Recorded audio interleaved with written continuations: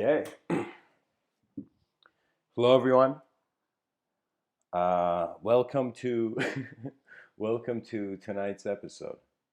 And tonight's episode is a very interesting concept in the sense that I feel I've never given a talk like this, where I'm looking into a sort of, you can say, old school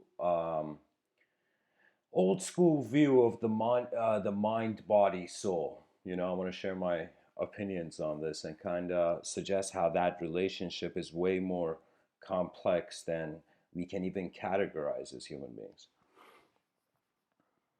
And before I begin, I kind of told myself I got to do this. Um, just a second, guys.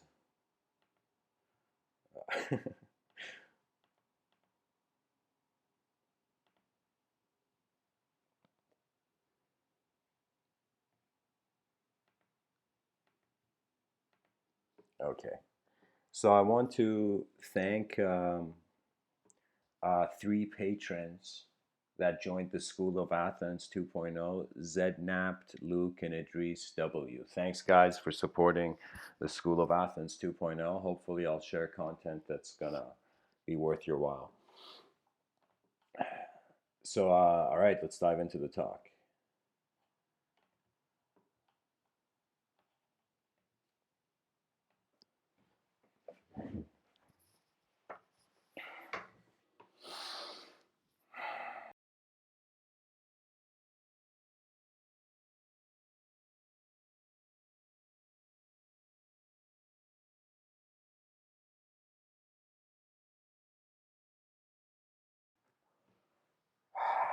Okay. Beautiful bodies, beautiful minds, beautiful souls, and at the end of all time and its beginning, a beautiful world. You see, reality seems to have started off from a singular spark from the void. And then this sort of singular presence or position became aware of itself, therefore creating a dimension within. And what that means is, right now, for example, we have not mastered as human beings to, how would I say this discreetly? Like, you see, our minds are, we are under the impression that our minds are so local to our brain and we treat it as particles moving rather than a field.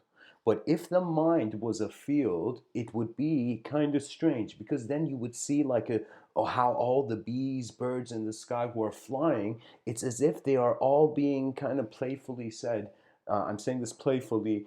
They're being moved by the same field. So what that means is, um, right now the person is under the assumption, okay, I got a body, I got a beautiful body. And then the person's like, I got a beautiful mind. And then a beautiful, you can't talk about the soul really.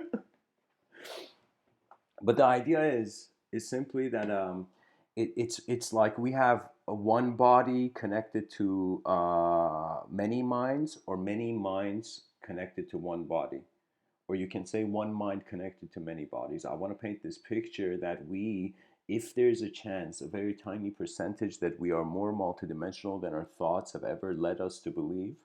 It means reality is being moved in a way that is not comprehensible to man. And that incomprehensible nature is the philosopher's hope.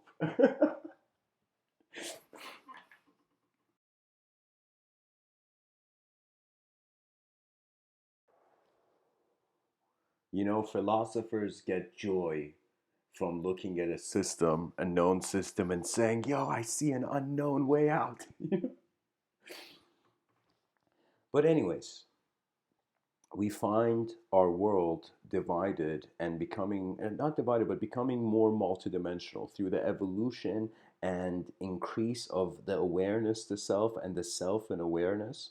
What that means is really man's progress it biologically came to a certain point and it's very gradually biologically changing. Now let's consider technology has not intervened into the biology of man. Right now technology is outside of our skin, but in the future generations, 100 years from now, may have to consider how technology is going to move internal. Because you see, when you look at the patterns of technology, it was more outside, it was distant.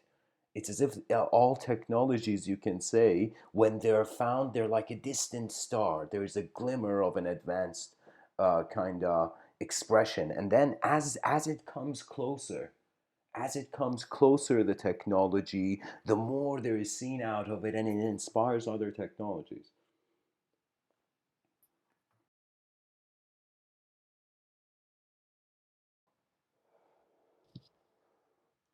You see, I find there's one view where the person may consider and by the way, I've made notes here that in regards to the body mind soul dynamic, okay, or a way of seeing things, that when I say body, I am in some sense saying all the objective dimension plane of existence. So this may be strange, but what if somebody was to tell me, is this is this biological organism your body? And I would say it is a part of my moment, because you see, the mind, it's like matter and consciousness are playing ownership games.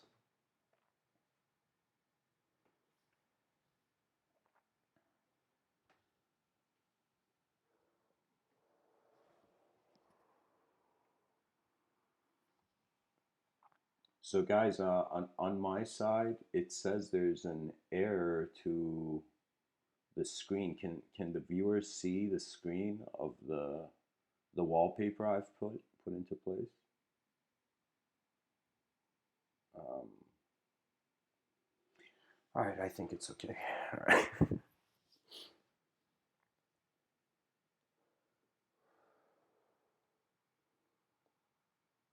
There was a time before we were even conscious of ourselves, you couldn't even see anybody as beautiful. The concept of beauty wasn't even accessible. And this is kind of Mr. Within's suggestion that how can I tell you there was an inner evolution that occurred? Something occurred to the articulation potential of this creature, you know? And the cool thing is that if life was fully known, if me and you right now were omniscient, you know, there would be nothing left to know. And so it takes us to this even point that does a soul even need to perceive beauty? Is there such a thing? Is beauty only in the domains of the mind? That means if you really look at things that are beautiful to you, that beauty, where is it existing? You see, I feel we as advanced creatures, especially as advanced communicators, I say after 2020, pretty much it's like they hit that gun and all the marathon runners are running, And so what it means is it's the era of advanced communication. There's literally, we can say, 50 years, or maybe 100. I'll give it, let's say 70 years. Probably it's 50, but probably it's between 50, maybe 60 years. Let's say it like that. We have 60 years to incredibly, as a civilization, unite and advance our linguistic technology, our inner technology, before external technology. The external, like, what it is right now? People are not realizing it, but we are right now awaiting an incredible technological revolution that may happen. And if this technological revolution happens, it may suggest a total difference of how the attention of the human being is going about day by day. You see, when you go into society, you see, I have seen in my life all these three categories I've put for you. I've seen people with beautiful bodies, it's like that moment where you feel the only chance you have for a wolf was.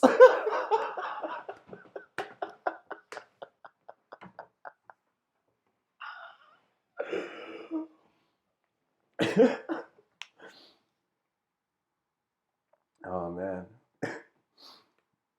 Of course, there's many beautiful people in this world, and beauty, by the way, is incredibly subjective.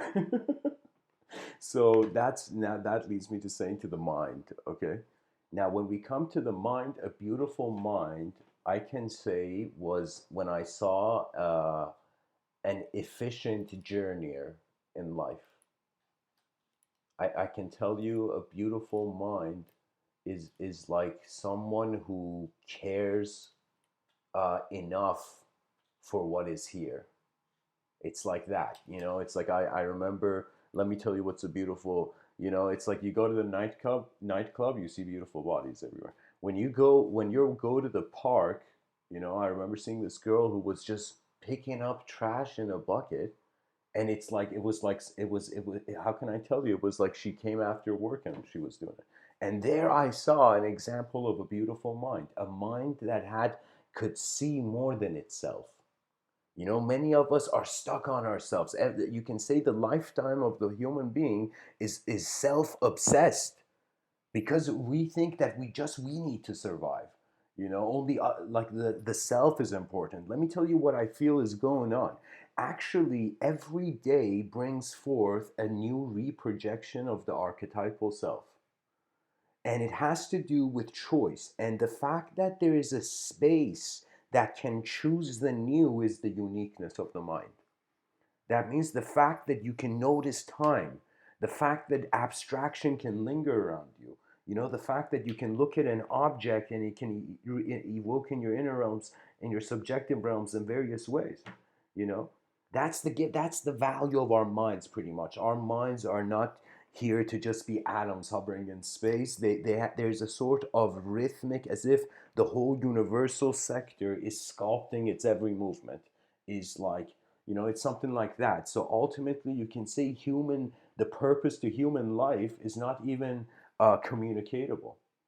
Maybe it's a rhythmic experience. Maybe it's an abidance by how nature is going.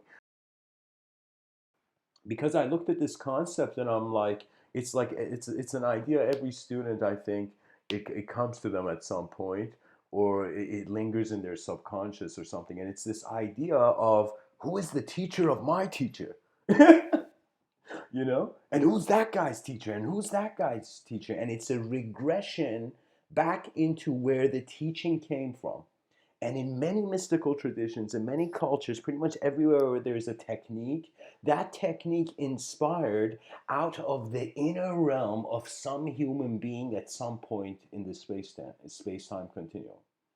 And when we say space-time continuum, where are we continuing? It's as if consciousness is tunneling experientially through space and time. It's as if the consciousness, believe it or not, is so magnificent that by the nature of by the nature of your attention being on something, that thing has a world to be in, has a world to be defined in, you know. I remember seeing in a lot of these sort of ancient, of course, you know, I feel there should be something about. I mean, of course, this idea may seem unnecessary to some cultures, maybe necessary for some cultures, but it's pretty much this idea that we should give a rating system to books. Now, I don't know if this is a good idea or not. You know, on some level it could be a bad idea if the rating system is not honest. On another level, it could be a good idea because it then gives the person an idea of if the person came to this ideology, what is happening? Do you know? On some level, I have to be like, okay, you know, it's like you're alive once, every day happens once, do something. Like there's a motivation. But on another level, you got to also think of the consequences. And it was funny, guys. I remember when I wanted to give these Mr. Within talks, I sat down and I thought about it. And whenever, anytime there's something big, like a big project someone wants to do, it's very natural to get intimidated by your own expectations. Even though they have nothing has happened yet, you know. So I remember when when I was thinking about it, I thought about a moment where I thought and it wasn't even through the Mr. Within thing. The Mr. Within YouTube channel is a manifestation. It's like a tiny percentage of the intention that I feel for all these talks that I'm giving, because it's like I sat down and I thought about it, and I'm like, okay, we have 8 billion people who every day wake up and feel it's a new day, and they're trying to be new selves because everybody's trying to better themselves. So on some level, even though we are a civilization that is strangely idolizing and worshiping language to a degree that we cloak ourselves in language and we want to be that. Do you know? It's as if I thought for a second, okay, everybody's changing, the world is changing, and I want to give talks in this world. And then I realized unless there is a vast amount of embrace of change, then one cannot really endure. If you identify too solidly, if I can say that, or with anything, and that thing moves, your identification has changed. If I identify with just this body and this body moves, then my identification has changed. But if I identify with my whole moment of being, how my mind is literally being my whole moment, my world, if I identify with the presence of my being, then the body is, of course, there, but there's also the world where the body has stepped out, that has extended from. Mr. Within's theory on evolution is pretty much light beam sculpted psychology on Earth. The constant, I call it the on and off switch effect, where light beams are just endlessly like this Earth is getting a tan, and we think that it's like human intelligence is just from the Earth. It's like, do we not see all this light that is, it's like all our imaginations are hilariously solar powered because because we need reality to then imagine. Imagination is like a deviation from reality, or it's a new approach to reality. So I'm saying our imagination is solar powered.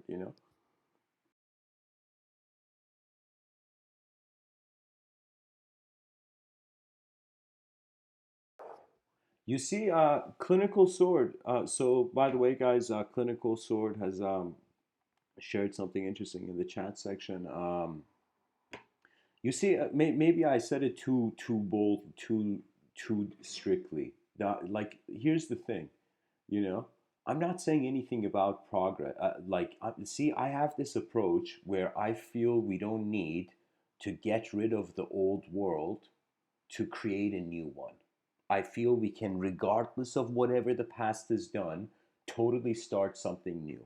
That's my view. So you see, some people in society, they are in some sense rebelling. They are in some sense trying to change society. What does that mean? They're trying to change these ancient, you can say old like systems, and patterns of intelligence or filters of intelligence on our planet. And so they go and they see you can't really change the past because so many people have come from the past. So trying to change the past is like trying to get rid of people's memories. So I feel we shouldn't touch, we should use the past by acknowledging it, but we should realize the value of the future is the new. And the new means there's no precondition to it. There is no pre. It's like it's the empty paper. It's not a coloring book with designs already there. So that's kind of what liberated me, to be honest. When I realized everything I had heard in my life, I had heard. I just realized that it's like we are downplaying ourselves to fit into a status quo that never acknowledges the decency that can be. Because let me tell you, the future, there's one risk. I'm not telling people not to plan. I'm not telling people not to strategize. Do you know how many of our ancestors had to think about the future for us to be here? So I'm not telling people don't think about the future and bettering yourself. I'm just saying this self that you're bettering is changing while the whole world is. In other words, this self that the self-help industry, that is like some people are, I don't know, Like the self-help industry is like I don't know. It's like I'm in a love and hate relationship with it. I'm just saying that it's like, think about it. We're advancing as creatures, we're evolving as creatures. Therefore, realistically, our view on ourselves is becoming more complex. Or if you started from complexity, more simple. The whole point is that in the past, they wanted the world to be a certain way. Now we are okay with the uncertainty, and the uncertainty is allowing us to authentically explore it. You know. And so there is a purity, there is a strange purity to science. Do you know that means, or piety, I can even say. You see, in, for example, the same sort of in religious, you can say systems of thought, it's like the purity is crucial. Purity is a path to God, in many religious texts. Stretching from bhakti yoga to in some sense, surrendering the archetype of the self to the ultimate divine will that is technically everything. You know, so there's many ways, but I'm just saying we are way more advanced than any thought we can have because we have more thoughts. Simply it. So I am like that guy in history saying, okay, human beings, okay, humanity, let's not take this language and mouth noises that we make so seriously that we can't actually see the bigger picture, which is to build an advanced civilization while we can. That's it. What else is the greatest game? What is every desire a person can tell me? I will say, great, but what's something bigger? And you will eventually see, if a person, imagine you one day decided to be like a Japanese samurai. So you chose to have honor, chose to care for discipline, chose to care. Even discipline means understanding what was there before. You know, I'm just saying that our state of mind is being influenced by the world, but it is also influencing the world. And what we haven't seen yet is 8 billion advanced human beings build an advanced civilization on a rock in the middle of nowhere. Because what you gonna do in a sandbox, in a cosmic sandbox? You build sandcastles while you're here until the next, until existence chooses to, return your true eyes back to you. So reality is something where one is creating their relationship with it by living it. Do you know? So imagine if you're a program right now. So this program is written by every action. Do you know?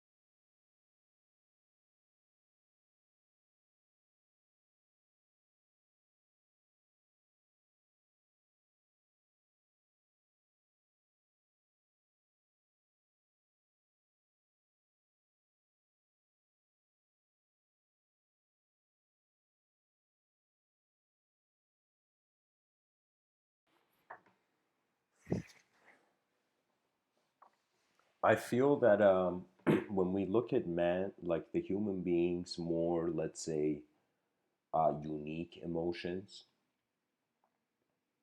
it's as if the knowledge is finding a resolution with the unknown.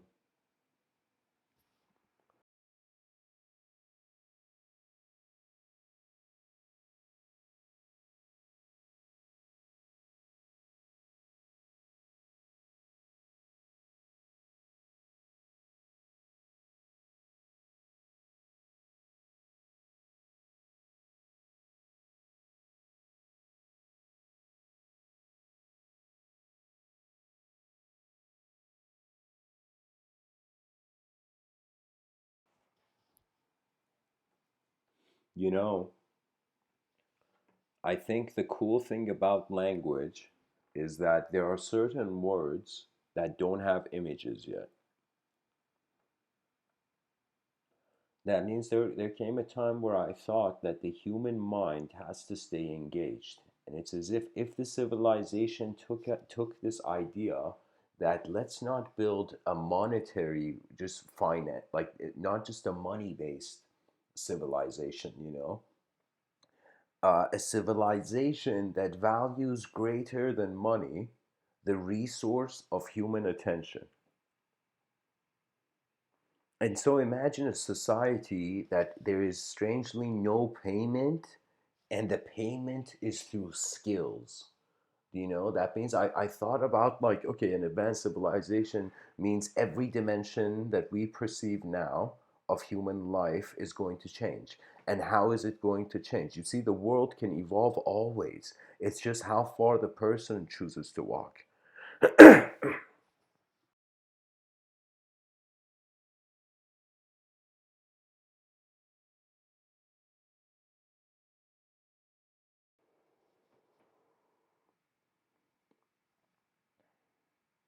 Most people, it's strange. I've seen so many people care um, for example, the cosmetic industry is huge. But you see, things that a person doesn't see, they don't care about. And for example, like a person's heart, or like your inner organs, you don't think about through the day. Throughout the day, we're engaged in bigger narratives, you know? But these systems are going on, and it's kind of like, what if in nature we are seeing its surface and there is a hidden heart to the cosmos beating? In society right now, we are at a consciousness where we're caring for beautiful objects.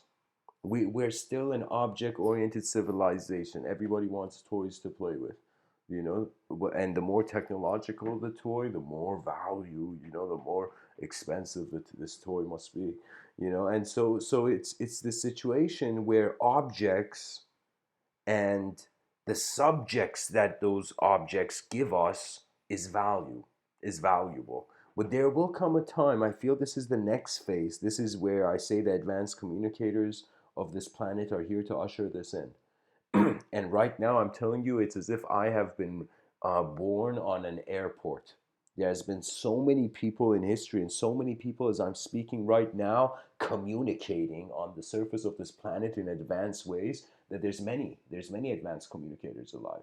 There's many pilots navigating the attention of consciousness in this plane of existence. But the idea is that how can we know?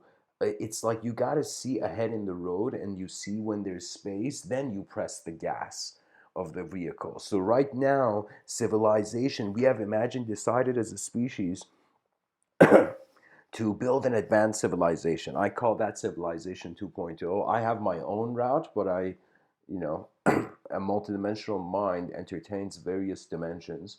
That means when you come to a road, or to a crossroad, you can see yourself walking on both paths, but you choose one inevitably because of our individual consciousness.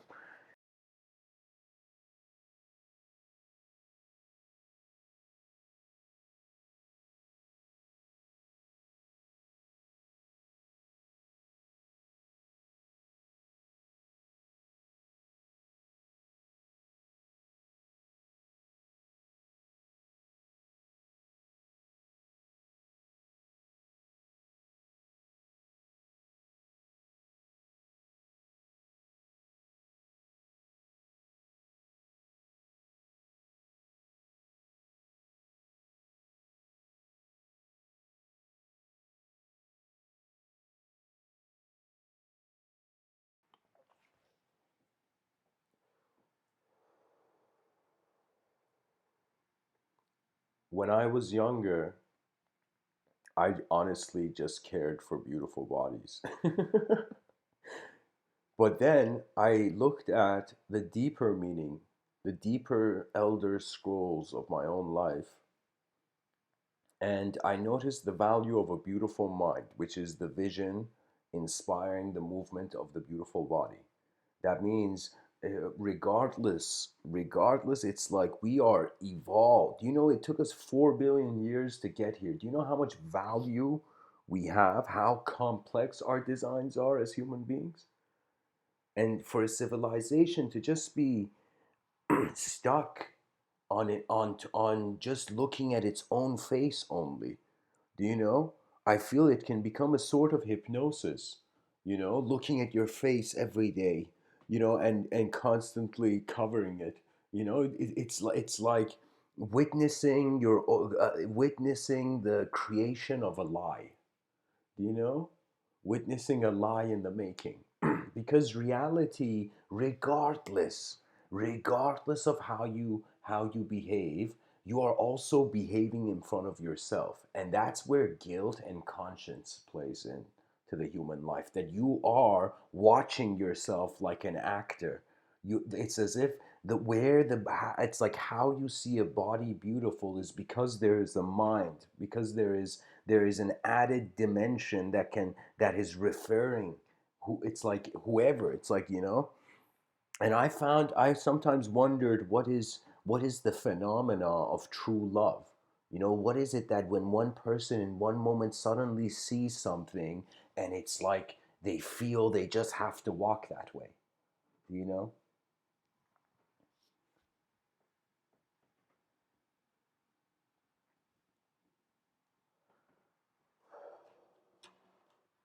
I realize it's in some sense when the inner child has found paradise through the reflection of another. That means your mind has found its home. I feel that's kind of the vision of love, you know? And psychology can be colored in so many ways. And you can say in Mr. Within's school of thought, how I perceive it is, I have even envisioned in the future, it's going to be cool. People are going to be able to speak about their imagination. And there are going to be groups of people on the planet. Some people will experience their subjective realms like the element of earth. Some people will experience their subjective realms like the element of fire. Some people will experience, these are, of course, kind of like tribal. I want this tribal thing to occur on our planet, because it's like we don't just suddenly wake up into being a collective intelligence of an advanced civilization. It's like the caterpillar has to properly enter the cocoon, and the cocoon should not be disturbed.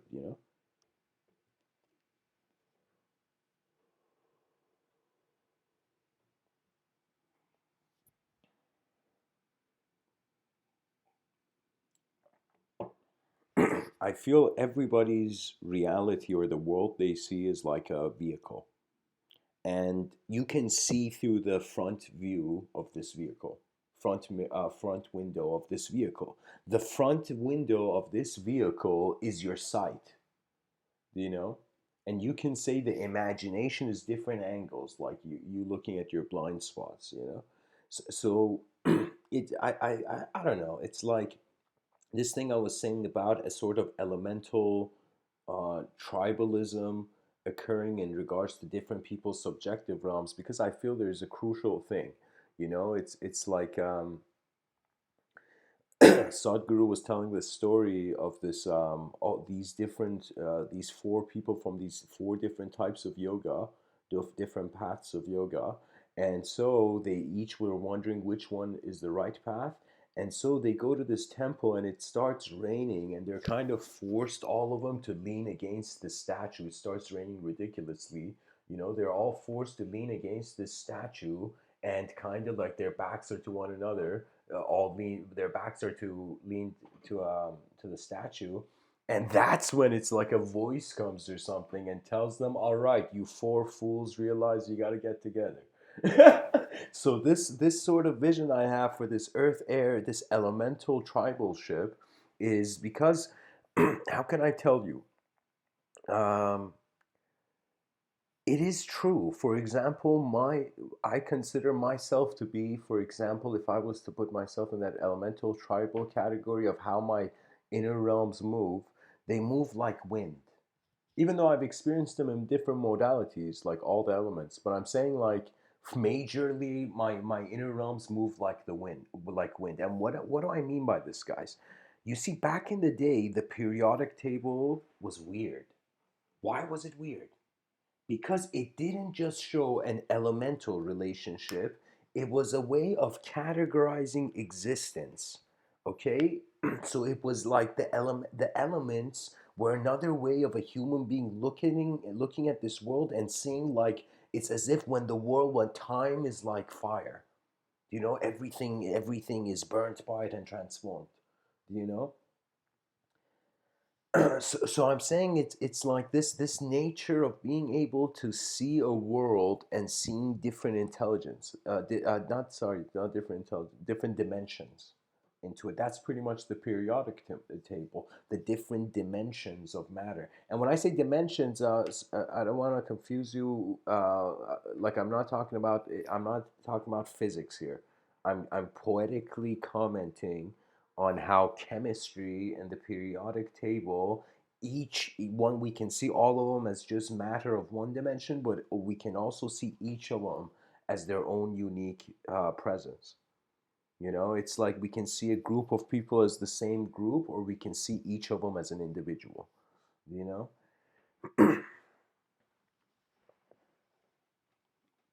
So, anyways, an evolution from seeking beauty in just the objective realm and the objective plane, and then an evolution into seeking beauty in the subjective realms, and then the evolution of the beautiful mind into, let's say, the beautiful soul, is that it is a witness.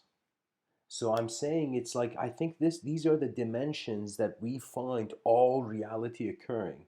There is an objective phenomenology, there is a subjective, there's an awareness to this objective phenomenology where subjects come and go or can be evoked, and there is a witnessing of all of it at the same time. So it's kind of like nature has designed it in a way where it's like by you perceiving your own action, every moment of your existence is a value of self for you. So behind your eyes, you're a self in making, in the making. But in front of your eyes, you're a self already made. You know, it's like the mirror doesn't lie. And really it is that the more I find the most important thing where it comes to all these three factors is that it's a beautiful vision when you internally can know it's okay. Do you know? Like a lot of people, I found it strange. You see a lot of these seekers, these mystical seekers, kind of from a Western kind of traditions kind of coming to Eastern traditions, and it's as if all they want to happen is an acknowledgement that they are more than they see. And so I found it that it's like, wow, because we're all in some sense worshiping language, we are we have literally made the world into a mall. History at some point transformed into a mall, into a market of ideology. I am telling you, I got tired. I got tired of endless identification with linguistic selves and image oriented selves that constantly change. It's like after some time, it's like it's like oh, the only thing that is here is the only thing. Do you know? It's like, how can I tell you? On some level, you are being all that you are thinking about.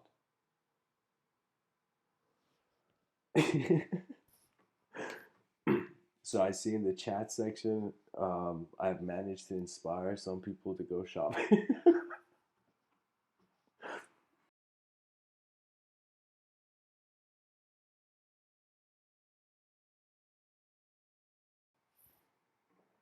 Again, this point I'm making about language worshiping is because, guys, It is true.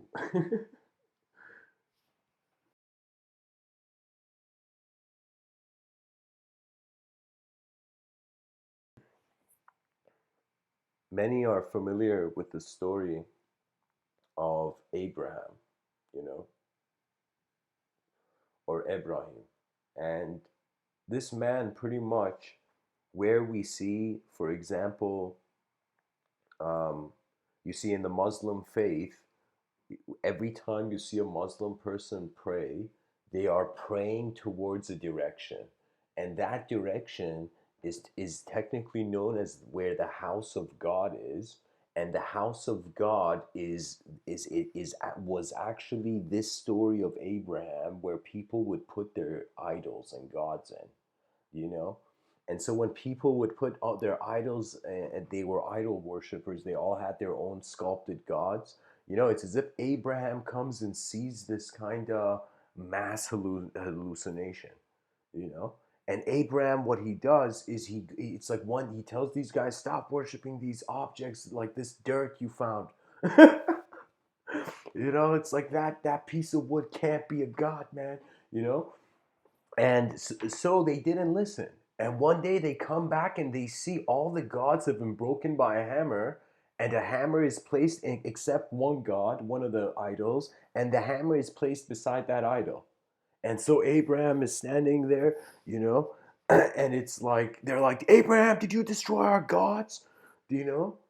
And Abraham's like, no, this God did it, you know? And then they all get angry and they're like, how could this God do it? This God doesn't even have arms.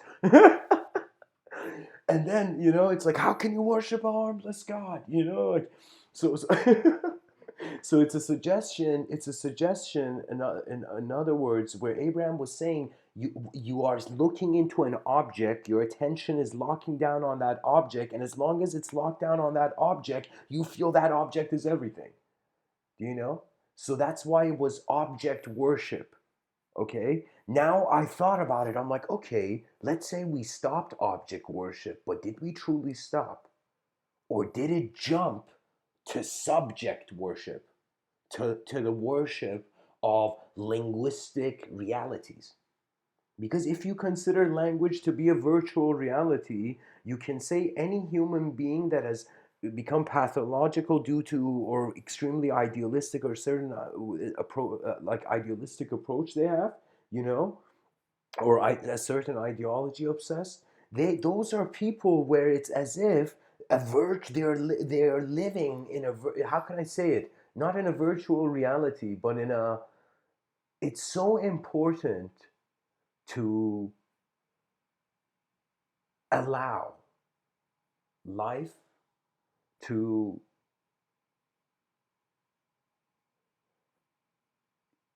be like like I don't know how to say it, but anyways, so after the idols were broken, now we have come to subjects, and the subjects have not been broken. People have awakened. They have awakened to this subjective realm, to how it is not at the truth, you know. But those people who feel that their personal experience, only their inner realms, is the validity of reality, they have not realized that our eyes are too mysterious to measure in any way.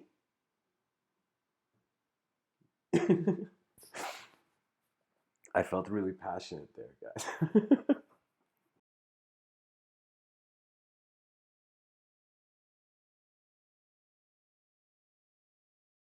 Because I'm telling you, on some level, you can't call cruelty cruelty, because many people don't have access to each other's inner realms.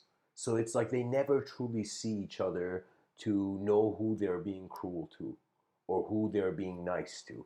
You know? That means on some level, how you are to a subject yourself is hidden, regardless of how beautiful or how elegant or how whatever your objectivity looks like. Do you see that we are living inner lives, and these the inner self is lying to the world, or telling the truth to the world? Do you know? And Mr. Within is saying that inner self is field like.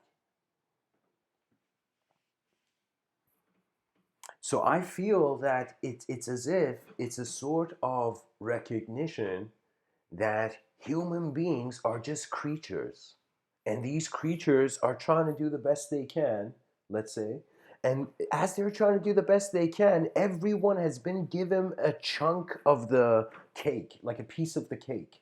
You know, every person has a certain range of extraction of meaning and reality, you know? Do you know how many things there are that I have not even like I don't even know about that's going on in this world?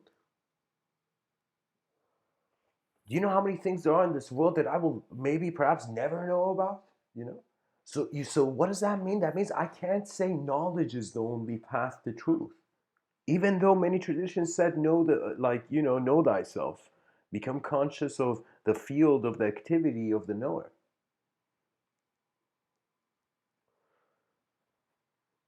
And so that experience, one can say, is we realize objects are not gods. We realize subjects are not gods. Then we realize what is left, and it is strangely the eyes of whatever is here. Or even if you take the concept of eyes like as something that relates to the mind, you can say your soul is uh, how the world is being your subjective. The soul is like how the unknown is moving knowledge. Because unknown, it's unknown first. Anything someone says that they know, it will seem it's like not it, you know. So language is a technology, you know, and it's an advanced technology to some degree, but it's not the most advanced technology. It's not like just because we like, what is the dictionary? It's like, how do you explain a dictionary to a child? All right, we have words. We have made the world into words, and we all acknowledge these words. But what I feel is actually going on is that we are living inside a world. So our personalities are like a dream, but our presence and existence is like a reality. And the way nature is designed is 1/3 of your life you are sleeping. And when you're in sleep, what life purpose do you have? What agenda do you have? What kind of plan do you have? In deep sleep, it's as if existence has taken a break. And if existence is not there, no personality remains. So I'm saying the mind is way more sophisticated than it can see itself in a linguistic mirror.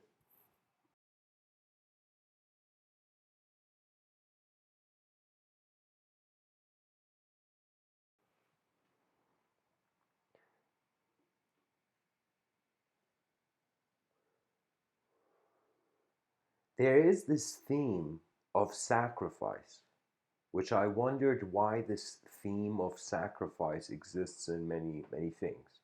I mean, of course, on some level, there's an opportunity cost to every decision, but on another level, it's like to give away everything for something else is like an instant devaluing of whatever one is. But why is it still the most heroic and noble thing? Because I think it's an act that an individual is doing for the collective, therefore, the individual is no longer an individual.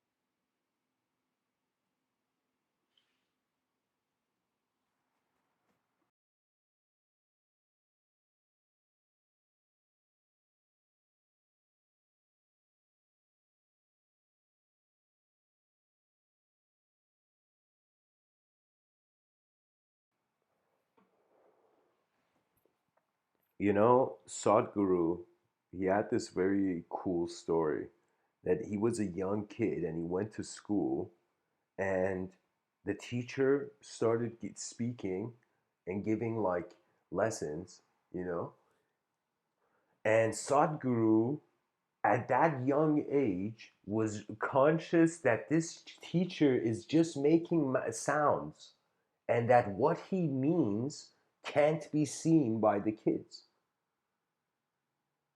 It's as if the teacher has his own experience of the concept of the conception, of that reality projection or ideology, but the student has his or her own experience.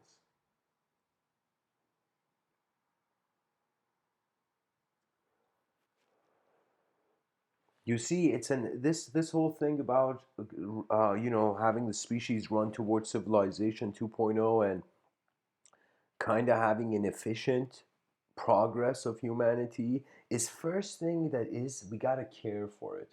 And the ultimate care is the witness. That means greater, like I'm going to say this with a level of boldness, that you don't believe how much actually caring for life, for that which is alive, will open up dimensions of your intelligence.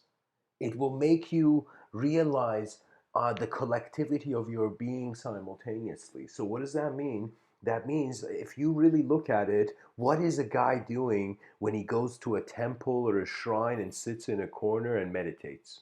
Tries to go into a state of, bliss. Try, so what is that guy doing? That means a person with a name and a character and a personality is going into a building and sitting still and silent as an individual, and for a moment realizing where the individual is and suddenly feeling as if they are God's mind. And what I mean by that is, you see, in Zen there was a saying, they said kill the Buddha, and some people would be like, what the fuck? But what they meant is that the mind projects archetypes, and sometimes when an archetype is about to leave, you can say, that archetype will, just like an angry person, try to shut the door as loud as it can. So, what it means is the archetype, before it passes away, shows you its might and then goes. Some states of mind can be where the self is so conditional that only a conditional, like it's like the person will not feel at ease unless they are somehow aware again of that same condition, because the aim of it is towards the unconditional, and the unconditional, Mr. Within is saying, is non-dual. It has no face. So we are moving towards a civilization that has no face, and I'm like and so I was like, what can we do? What can we do with the face of civilization becoming evaporating? And I realized that this is the first thing that's going on.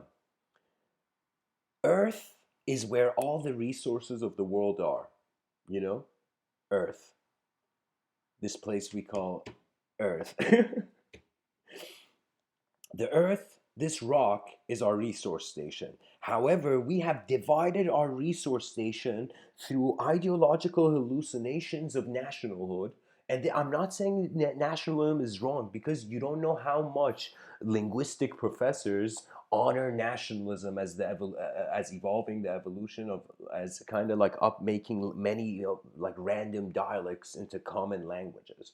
That means you won't believe, many people may think politics is nonsense, but politics is, it's like, you see, one view is all the institutions in society are happening individually. Another way of is seeing they're happening collectively. It's like when you go look at your garden, you see, okay, there's grass, there's a tree, there's a kind of, short plant, there's a tall plant there, there's roses there, So what does that mean? That means in one soil, in one field, there are many different kinds of intelligent activity.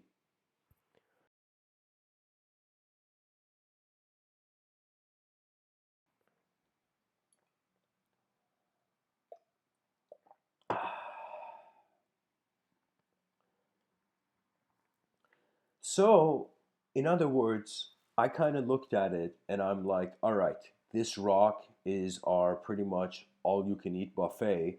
But because it's like, imagine an all you can eat buffet, but like people have ran and they've covered, they've literally, you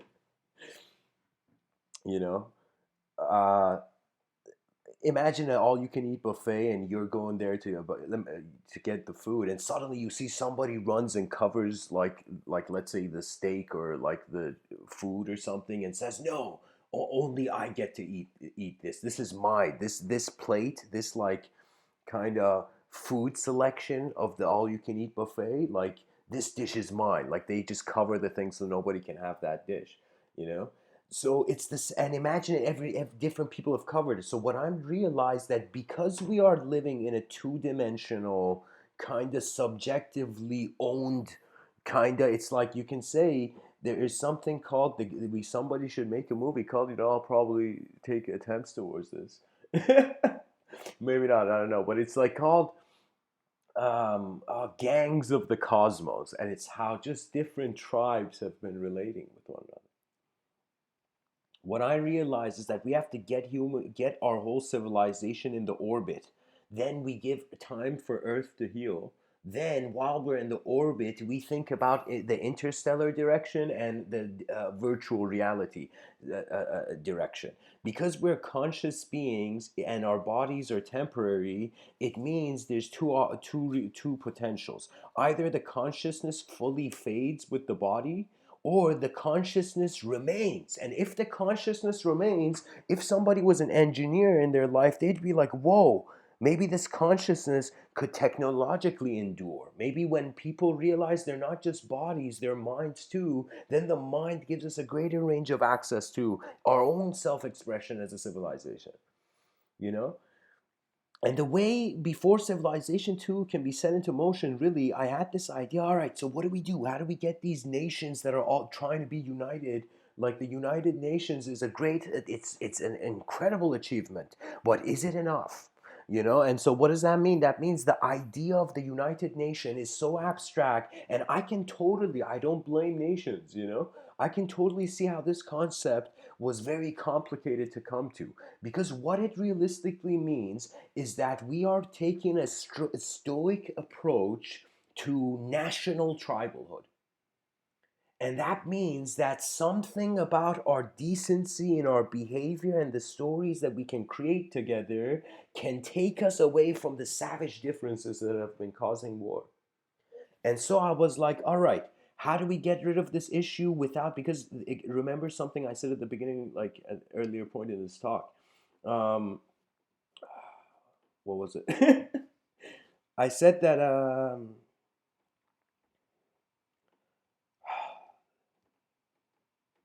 trying to think if the thoughts, if I've missed the train of thought.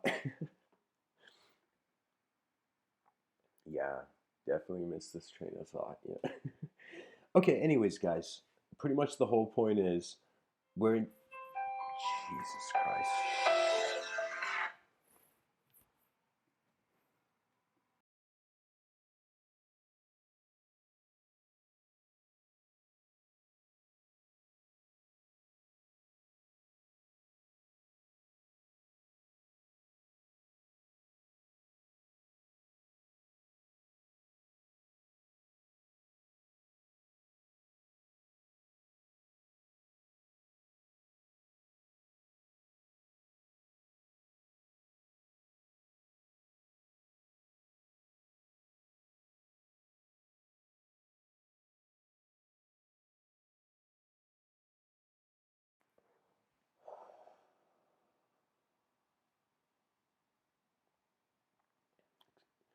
Excuse me, guys. Seems like I was going too fast. Pretty much, it's one rock. We're living on its surface. The surface comes across as two-dimensional. This could be either to our perception or, I don't know, to the reality. But the idea is that we have taken literally like a parking lot, and different nations have come and parked in these spots. Okay, And so if there was this idea that every all civilization, literally like giant spaceships, just went began going into the sky, and we started living in sky cities, it would mean that the earth becomes a free buffet, and there is no nation has a resource problem. Realistically, how can a nation have a resource problem? There's endless resources to extract from. Do you know? So, and here's the idea that I'm building up to. It's the sub-nationhood. So what do I mean by that? That means, okay, we have different countries. Great. We don't need to change these countries, and we don't need to suddenly say all break all borders and we're all one nation. We can have that one united nation in our inner realms, because externally matter is matter, regardless of you creating a wall over it or not, you know? So what that means is even the concept of being part of a land is inner. It's internal phenomenology. So Mr. Within is saying if it's inner phenomenology, it can be redirected. And it's not just me saying this, guys. Like, for example, Jordan Peterson was speaking about how civilization needs an ethos, needs a narrative. And I was like, what is this narrative? We're constantly looking for it in our imagination, and we're looking for it in the past, and also looking for it where we are left in the present moment. And so I was thinking, like, okay, what does this realistically mean? Because you don't know how many nights I've sat down and just closed my eyes and tried, and I don't want to say like it's just been natural to some degree, but tried to envision an advanced civilization, the greatest my mind can fathom, you know?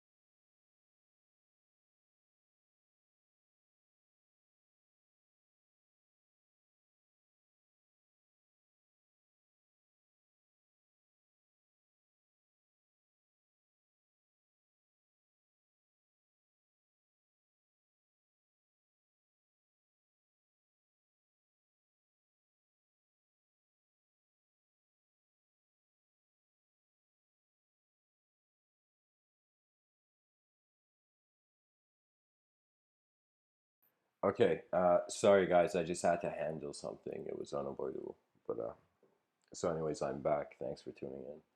I mean, still tuning. So, anyways, guys, I mean, this idea of civilization 2.0, I will definitely talk about it in different talks. Pretty much, I'm just saying that when I was born in 1991, one of the books that was on the bookshelf, was this book called Body, Mind, and Spirit. And I remember acknowledging that idea, but then I kind of realized, thank you guys.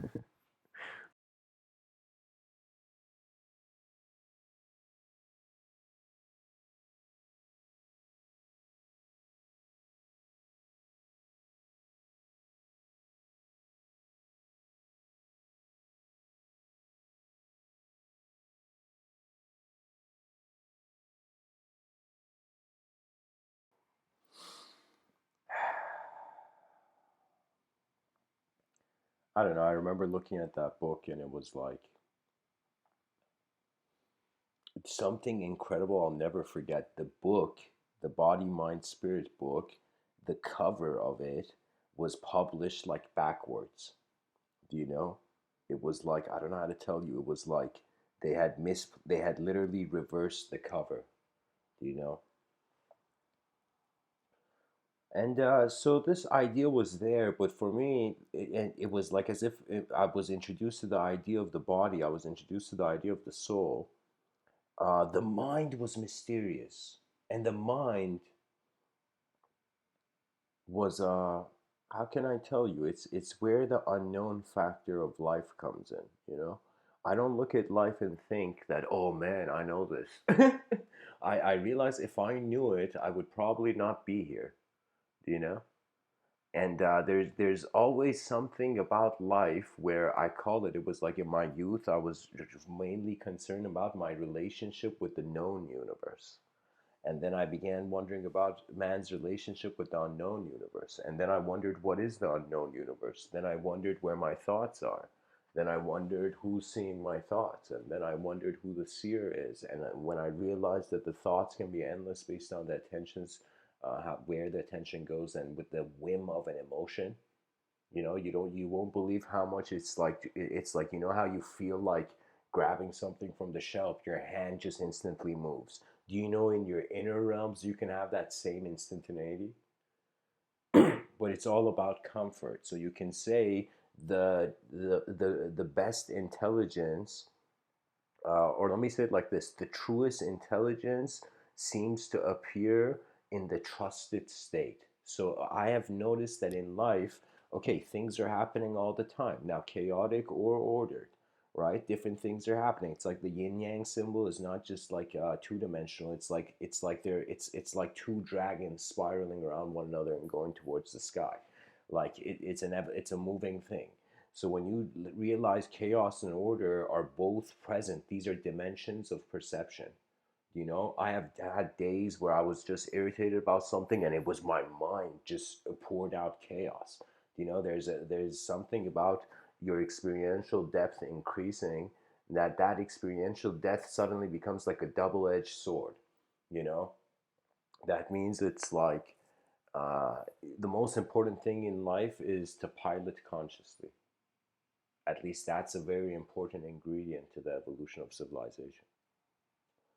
And to be conscious means that I feel it's becoming aware. Like, here's the evolution. First, there was space. It's like okay, let me say it like this. You, as a human being, I find, uh, or let me say it like this.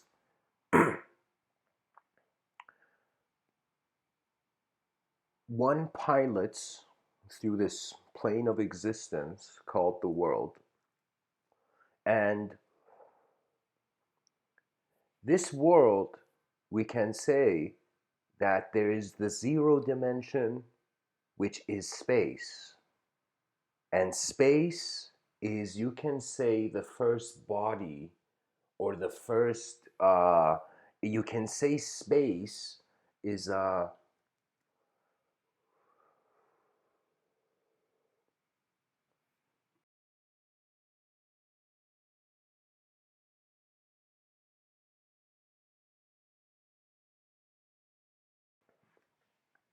strangely, you need space to have form.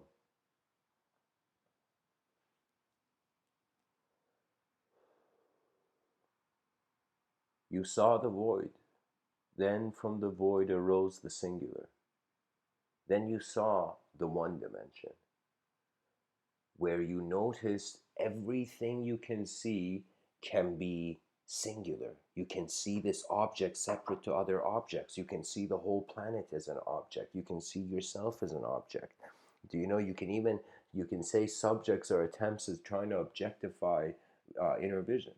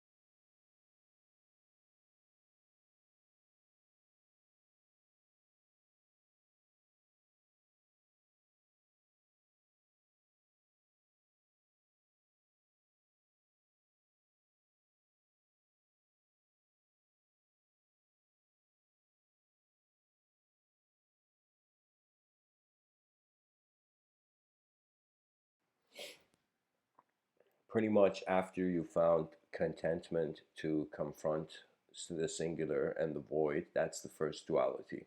And pretty much all young children, their minds are evolving in that phase. You know, that means the child, when it's born, it's just its mind is being the space at first. And then, what do psychologists say? By the age of, I don't know, what is it, 12 or 14 or something, like the child begins to individualize itself. So that's an ability of the singular dimension to see yourself as an individual. So it's like first you saw the space in the room, then you put one furniture in the room. That one furniture room is the self. Now, the next thing is suddenly seeing that after just being one thing and just empty space, there came two things.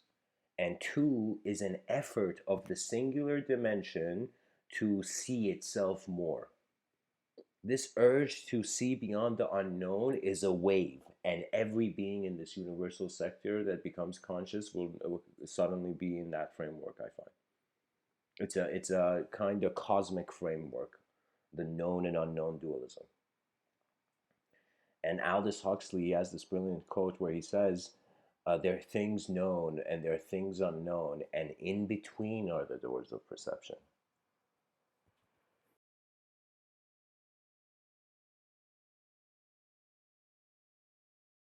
In other words, he's saying there are known phenomena and there are unknown phenomena, but what you are is the perceiver that's witnessing both.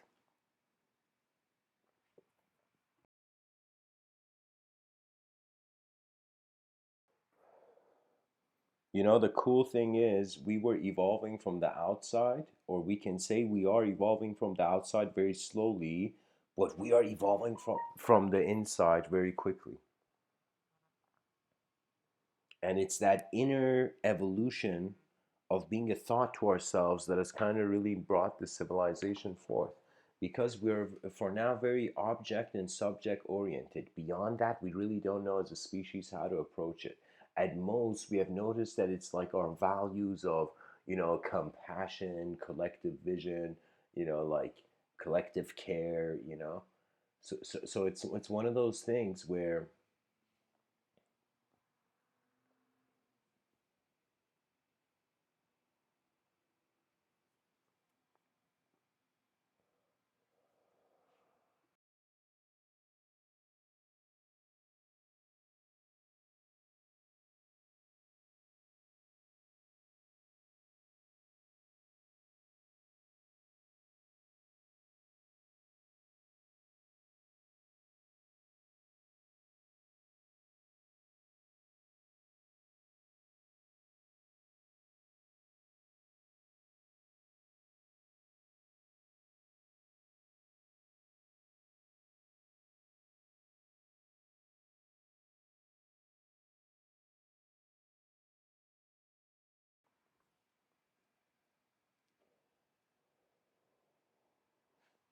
You know,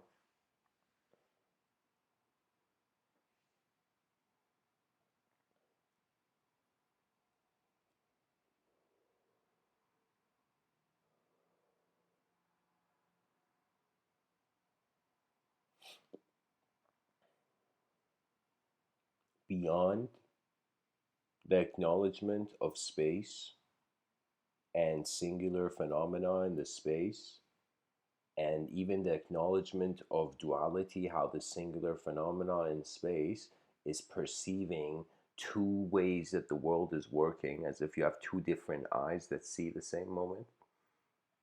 And so, duality is where language is occurring. And so, beyond duality, I say there's the infinite dimension. And the infinite dimension, these are, you can even see it as gates.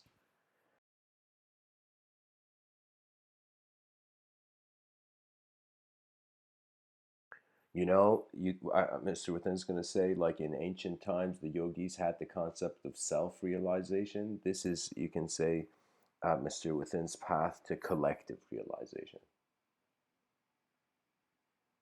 You're realizing the collective potential of your civilization. And as it sprouts, eventually there's going to gain momentum. So, right now, I can say it's very slow speed, even though technology is exponentially growing, but it's like accelerating, but it's still slow. And what that means is most human beings, they are more focused on just experiencing a good journey, like this. It's like this journey of life. They want to have a good experience. And in order to have a good experience, we're kind of in a society, in a taking society, you know? And so the more harder it becomes for people to live, the more civilization is going towards back into the jungle, So it's like we don't want, de-evolution. We want, the most advanced evolution because our species deserves it. That's it, because we can see it. What you can see, there's potential to move towards. What you can't see, what can you do? What can you do about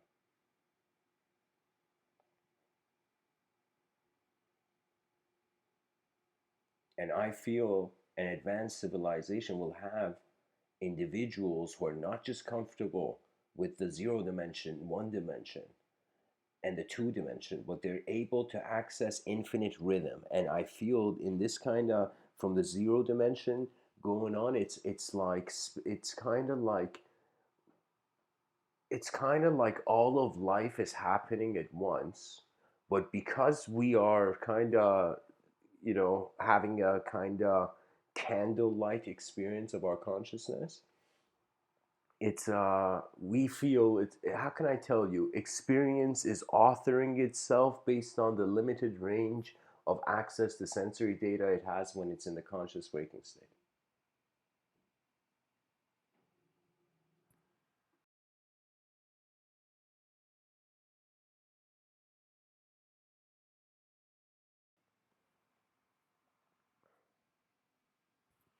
This picture I chose, hopefully you can see it, there was something remarkable about it, that the sky was the river.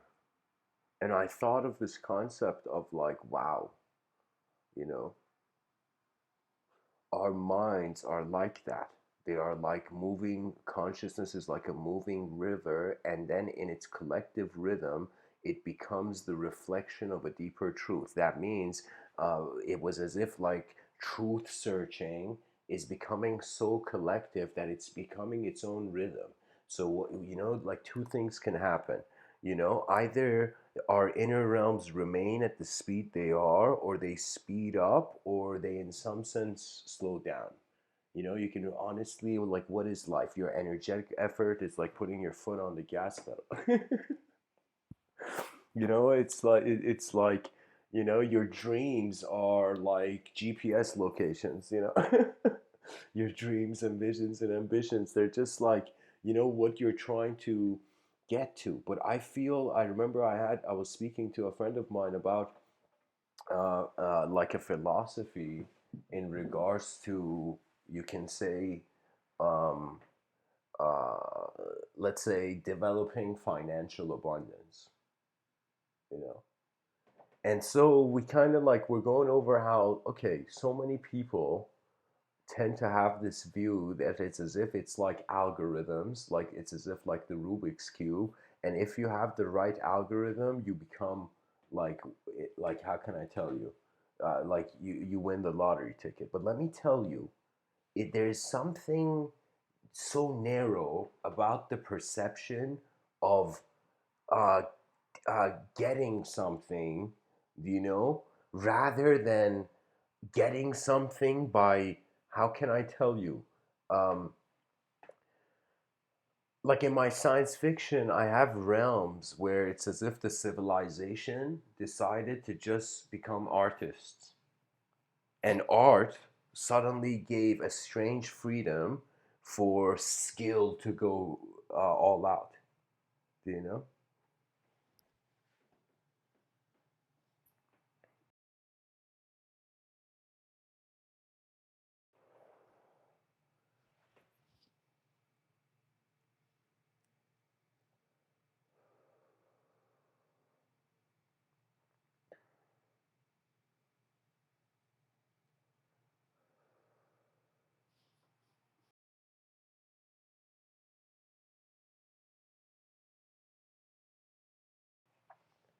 There are two exits also, and you can even say entrances to the dualistic dimension, to the two dimension.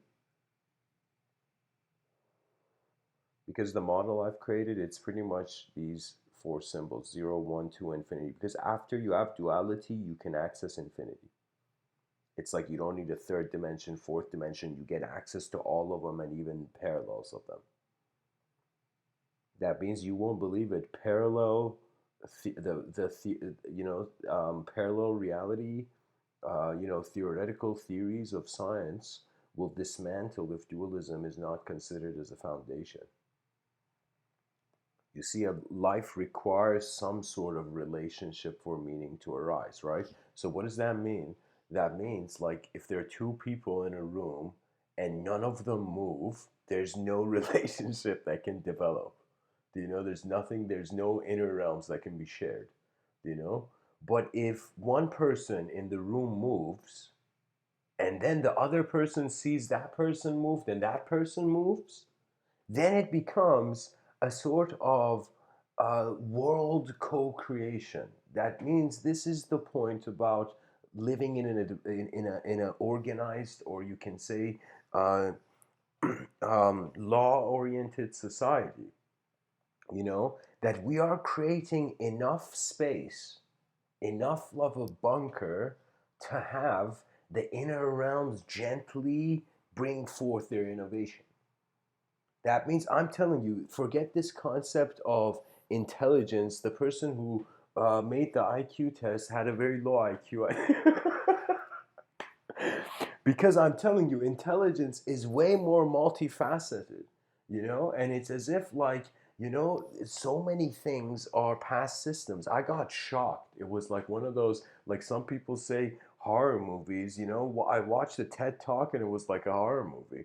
And it was how, like, my whole time feeling any sort of my own performance in the educational system, I was feeling judged. I felt like a heavy judgment, only to realize that it was in this TED talk by, I believe, I don't know who it was by, but it was this TED talk where the person was saying uh, that the educational system, the idea of this whole testing intensity arose because in the 1900s, soldiers had to run from one bunker to another bunker, and have to like exactly share everything.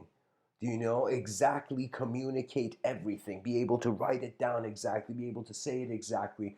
And you can think as if, okay, if the educational system, it's not like per se the educational system's fault. It's just that there was war going on, and the nation needed soldiers, so the educational system was like, all right, let's see who has the skill, and it was administered towards that, because any sort of knowledge is static. It's too snapshot photo like. Life is a film. Do you know it's not just one frame? And every day we wake up, life does reframe. You know, it's like that's the nature of change. That's the nature of entropy.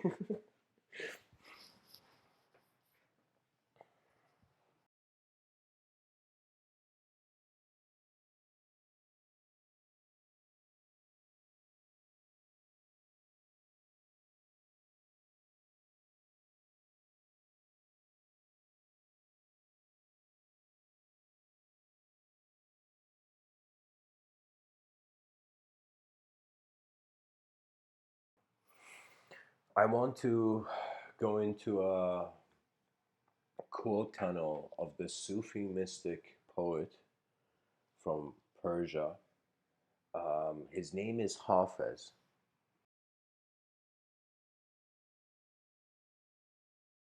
and he was from a place called Shiraz. And I actually had the privilege in my youth to go to his tomb, which was a tourist attraction, kind of. And Hafez was this Sufi mystic, you know, and there's this, how can I tell you? He's a poet where his mind's eyes are ridiculously open, you know.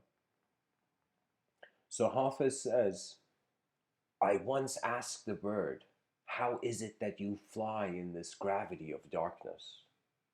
She responded, love lifts me. And by the way, guys, these quotes from Hafez, this guy was a Sufi. He was a dervish, so he was a guy who was acknowledging way more multidimensional reality than an average man. You know. Anyways, that means it's like you'll sometimes feel in his poems it's not him speaking; it's like the whole universe speaking. Anyways, Hafez says, "Your heart and my heart are very, very old friends."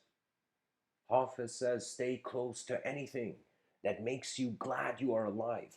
And just to give a quick comment on this, guys, this was the thing I said that, and I didn't finish the thing I was saying about also, I just remembered. So you follow the intuition of the moment, you follow the kind of signs you're given, and then Hafez says, stay close to anything that makes you glad you're alive. Anytime you care for something in life, the living, when you live for life, you live for life. I'm telling you, it's like the fastest way to any sort of liberation is to just look at that which is alive, because it will fascinate you the moment you see it can't be contained in just a known conceptual domain.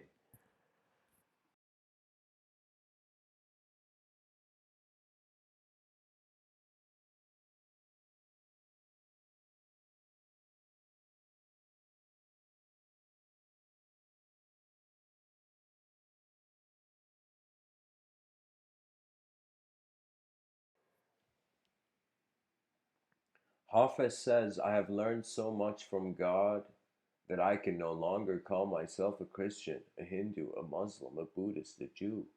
The truth has shared so much of itself with me that I can no longer call myself a man, a woman, an angel, or even a pure soul.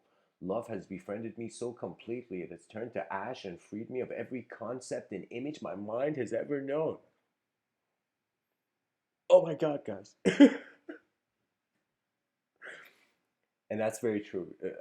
Let me say it like this. It's true in my experience that there is an inconceivable direction of that history is going towards.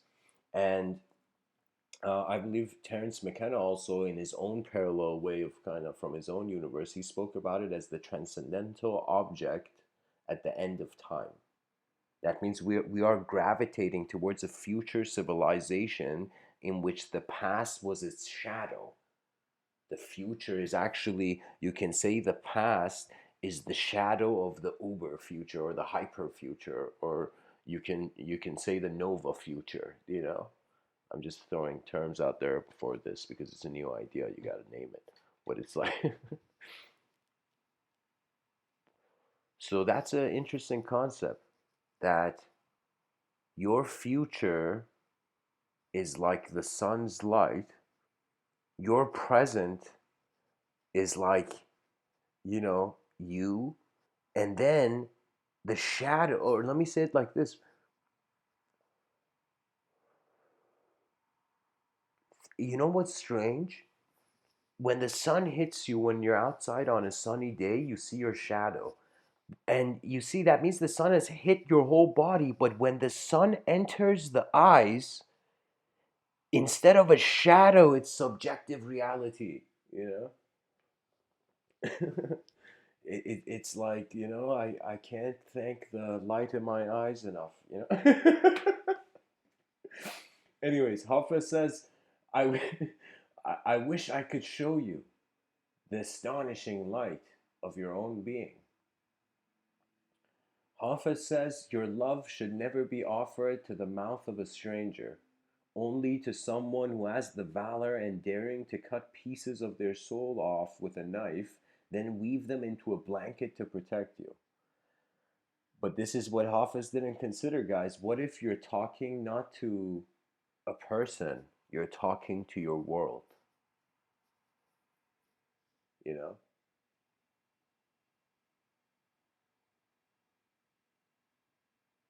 His quotes are so epic. Hafiz says, it happens all the time in heaven, and someday it will begin to happen again on earth.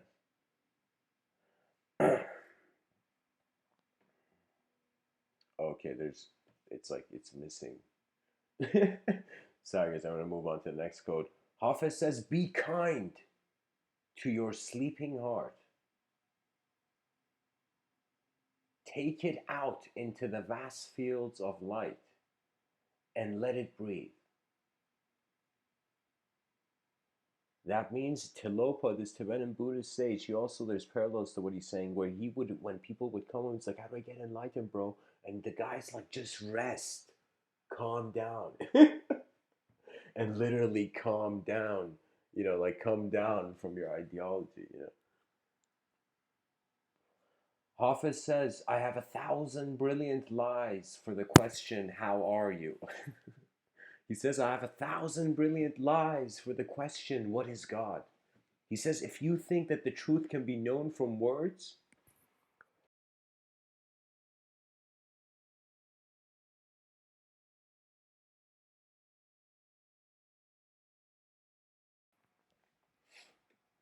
if you think that the sun and the ocean can pass through that tiny opening called the mouth,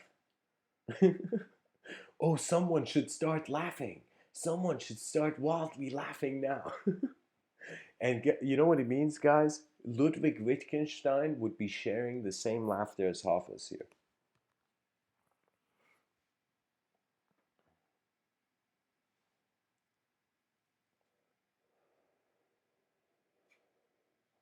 Hafiz says, this place where you are right now, God circled on a map for you.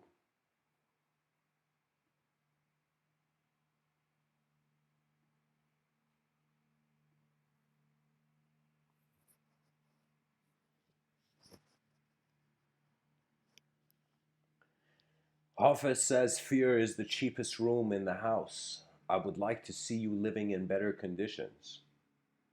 And in Zen, guys, they say to climb a mountain, start at the top. In other words, how do you handle fear? You instantly go see what it is and then you move on. That's it. You just reobserve this ability to realize that every moment of your life you could look at the moment anew. That's why that word exists, because there is the ability to see new dimensions in what was ancient. And sometimes we're limited to the dimensions of modernity, so we have to care for a civilization in order to advance it. Hafiz says, what do so people have in common? It seems they have all built a shrine. Oh, sorry, I'll read that again. What do sad people have in common? It seems they have all built a shrine to the past and often go there and do a strange wail and worship. What is the beginning of happiness? It is to stop being so religious like that. Hafiz says, I am in love with every church and mosque and temple and any kind of shrine because I know it is there that people say the different names of the one God. Hafiz says, you yourself are your own obstacle. Rise above yourself. And literally, guys, whirling dervishes, their consciousness would rise above themselves. Yeah.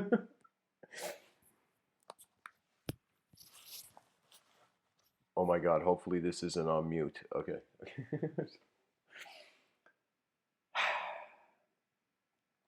Hafiz says, what happens?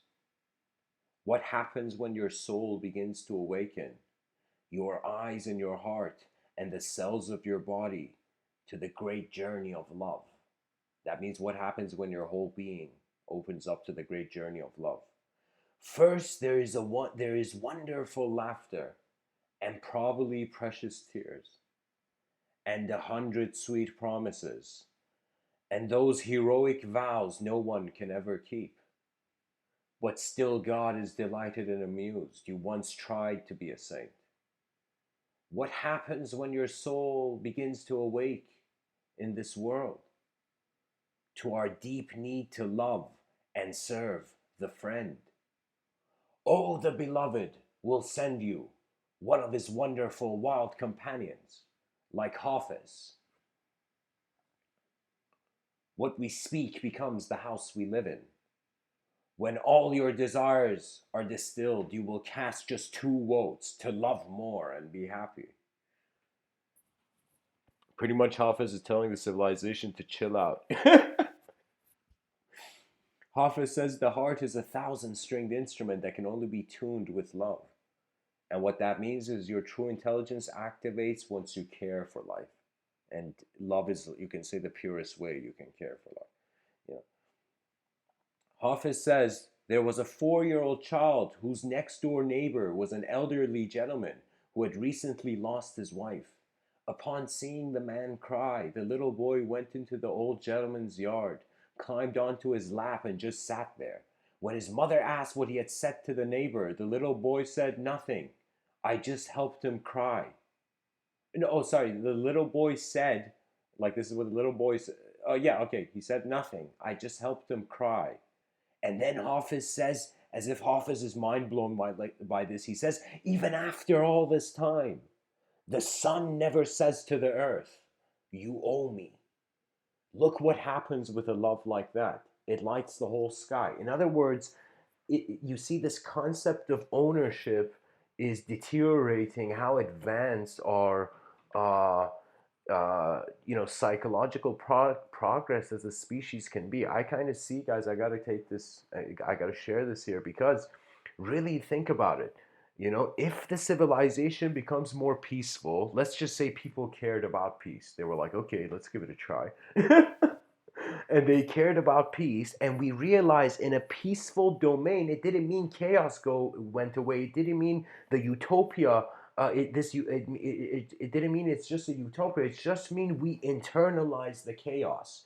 That means all the violence that you can see. Like, just think about it, guys. Like, imagine virtual technology gets to a degree where it can become so real to do anything in it. So imagine all those people who are violent to actual living people in civilization. Instead, they were violent to virtual reality simulations where nobody got hurt. It was like an inner digital hallucination. So that's what I mean by internalizing the chaos. That's the value of world peace. It grants the space for genius ideas to jump out. Because that's the whole thing. This idea I have of School of Athens 2.0 is that the School of Athens 2.0, thanks to the internet, is actually a global idea. And it's this notion that the next great hall of conversations about the reality of our nature requires a global community.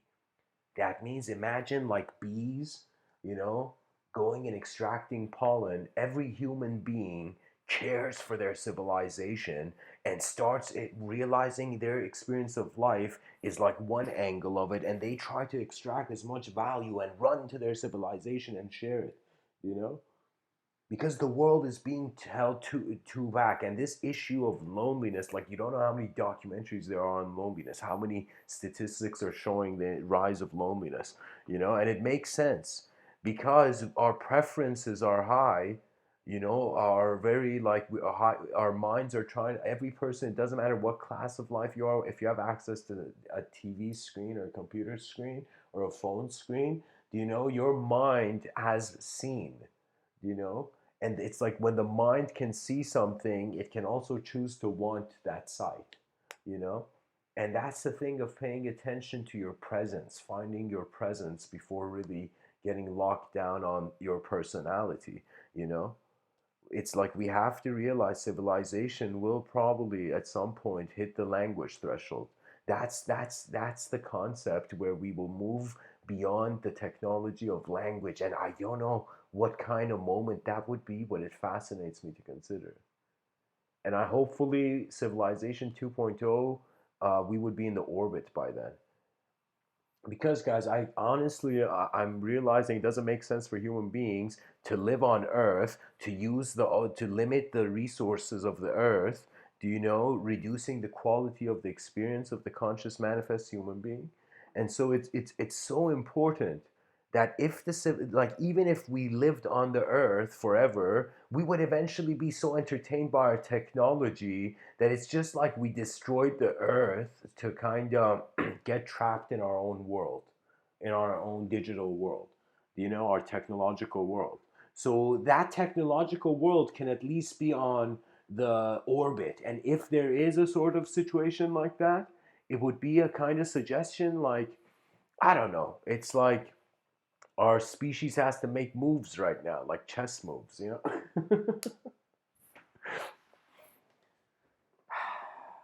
Let's see if there's more quotes from Hafez in this quote tunnel. Yeah, there is. Okay, here, I'll read it. Hafez says, admit something. Everyone you see, you say to them, love me.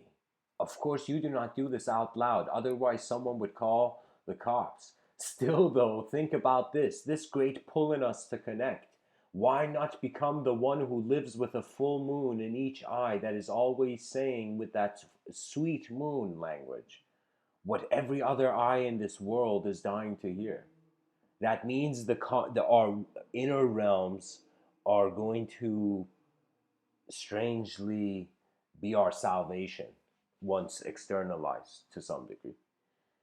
Hafiz says, run, my dear, from anything that may not strengthen your precious budding wings. Run like hell, my dear, from anyone likely to put a sharp knife into the sacred, tender vision of your beautiful heart. Hafiz says the earth would die if the sun stopped kissing her. Hafiz says, how did the rose ever open its heart and give to this world all of its beauty? It felt the encouragement of light against its being. Otherwise, we all remain too frightened. And that's the true thing, you know? That anytime you get too locked down in knowledge, what are you waiting for? All those people waiting for a miracle, you're waiting for the unknown, you know? But once you can acknowledge it, then it's as if I feel uh, a true civilization walks this earth. Hafiz says, I'm happy even before I have a reason. Telling you, man, this guy's too chill. Yeah. He says the great religions are ships, poets the lifeboats. Every sane person I know has jumped overboard. And that means we have cared for the evolution of our inner realms. That means from beautiful bodies to beautiful minds to beautiful souls at the end of ends. It's the beginning of a beautiful world, really. And life is so surreal that that's why reality feels like a dream. Because we're on a rock in the middle of nowhere. It's like no wonder people are stressed.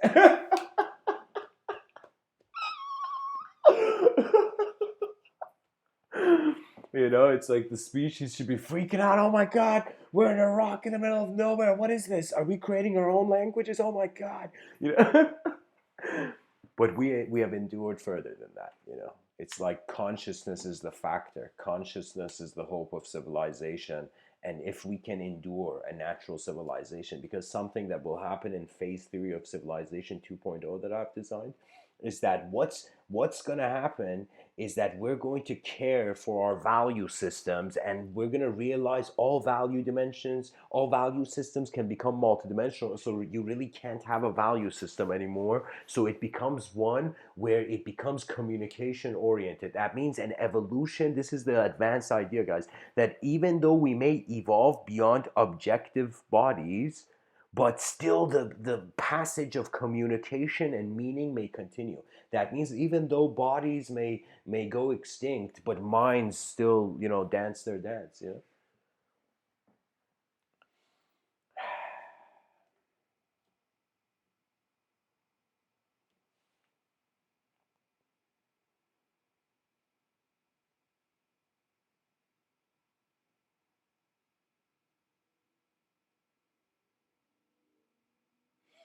So guys, yeah, this was a quote tunnel of Hoffa's quotes, by the way.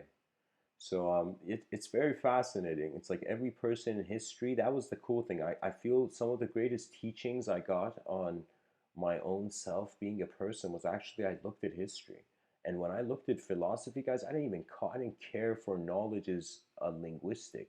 I was just looking for, in some sense, what had people seen? What had people said? Like, what was going on? Imagine the whole world is a party, and you suddenly find yourself in the middle of it, and you're like, why am I in this party? That curiosity, that explorer's curiosity, needs to resurface. And when it does, the multidimensional renaissance is going to occur. And when the civilization realizes it's such a somehow geometrically ingenious approach and strategy, that we just open the dams, break the dams of the inner realms, and we have waves and waves of creative expression on the surface of this earth. And eventually, these waves will become rhythmic, and it will. I feel we will behave in such a we have the potential to behave as in such a way that all the animals in nature will come closer to man. Right now, it's a situation when an animal sees man, it's like, oh my god, it's like, what is this? And an animal runs away. But I feel there will come a day where animals would want to come near to human beings because we no longer have ill intent. We are just there, kind of like, uh, how can I tell you? Do you know minds can reflect each other? And it's like, just like how Hafiz was saying in his majestic poetry, that it's like the earth would die if the sun didn't kiss her. Just think about that concept, that how it's so magnificently multidimensional, conditional, and also in a very simplistic dimension, beautifully playful. Like it's like your decent self can be, you know? So, anyways, guys, thanks for tuning in.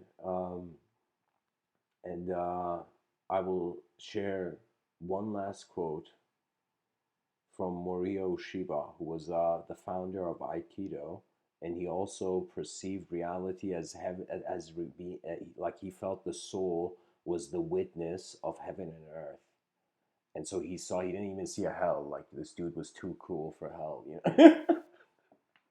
He saw just heaven and earth, you know. And he has this incredible quote where he says, "Create each day anew." That means don't fear life. You're only here to apply your design to the world while it's here, you know? So you gotta, that's the day or the moment you realize, even if you see an external teacher, your mind is your mind. It is present. Your presence is once a being becomes aware of their presence, do you know how the body heals? Let me tell you how the body heals. The body heals because for the first time the being has no opinion on it, and the body just automatically becomes in accordance to nature.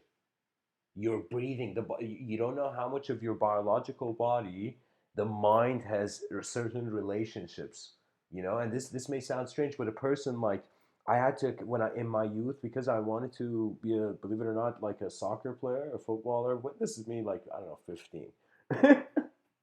And when I wanted to master, and so, how can I say it? I wanted to kind of uh, be very skilled at dribbling. Okay, and so the way I kind of realized was I was kind of noticing the movement. This it's like an awareness required to space before movement. You know, and that awareness before space was always an unknown. It's like your eyes see something unknown, and then they see enough to implement, and then the intelligence implements itself. Then the nature of the meaning of all that the moment was has become a new picture. You know, and so I could tell you it's like spatial awareness really comes from the confrontation, or let me say the simple acknowledgement that your mind is the space. Your reflexes can be super instantaneous. They already are. It is just the archetypes in internal authorization, that or unauthorization, that can limit the person. So what does that mean? That means if you closed your eyes and you looked at yourself, you know, let's say, do you see something, let's say, do you see something beautiful or not? Let's say you close your eyes and you don't see something beautiful. We'll be like, okay, okay, whatever. That's the first wave of data that hit you when you looked at your inner realms. Now let's say you close your eyes and realize, okay, if I have access, if the mind has the potential to see that in one moment the worst self, why doesn't the mind have the same potential to in that same instant see the greatest self? And believe it or not, you're never just one side of the coin, you're the whole coin. That means whatever chaos you have seen, whatever good qualities you've seen, whatever bad qualities you've seen, they're just inner. That means on some level I laughed, guys, because nature was here first and man started to worship language over it. And so nature is like the silent uh breath of the universe. I don't know how to tell you, it's alive for me. There's something about the conscious waking state that is not like a digital simulation. That's something I'm saying that's going to happen in cyberspace culture, where the child may feel enlightenment is non-existence in a simulation.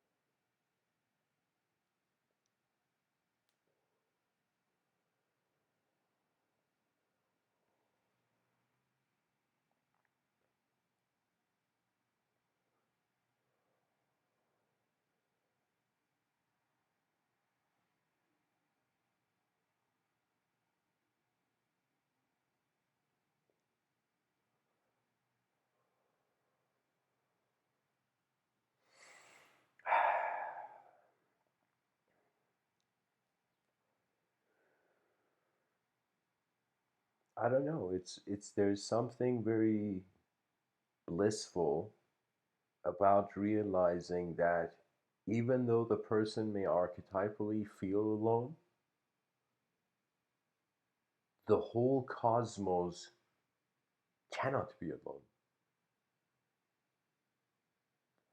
It's as if you are at least participating in the action of existence. It's like we're all existential actors in a certain range of our experience and, again, conscious waking state. A sentence that has come to me. It's like literally in so many moments of my life where I felt like I was being pulled by my own shadow. It was a moment where I remember these three words. You don't know how many times these three words have energized me and taken me out of a situation. It was this moment where in the confrontation of my own inefficiency, I heard, "Rise, mankind, rise." And it was like that sentence was such a future command. Imagine like a general coming to you now and telling you a command that is 10,000 years ahead. Do you know, it was like such an ahead vision that I realize how am I complaining about this civilization now when actually we have to build the next great one, you know? And so, to be honest, I feel that's what's happening. Like in my own personal experience, it has been a shift of me thinking that I was a certain person.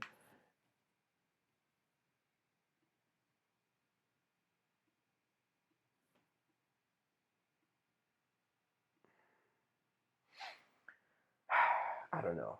It's like you start off as an object, and then you think you're a subject. Then you realize the object and the subject are witnessed simultaneously. Then you find yourself in the valley of non conception. Then you realize attention is its own pilot. Then the whole is sort of whatever the spiritual cycle was comes back like a round circle. And then you realize the endless spirals of time. And then you realize the endless potential of human vision.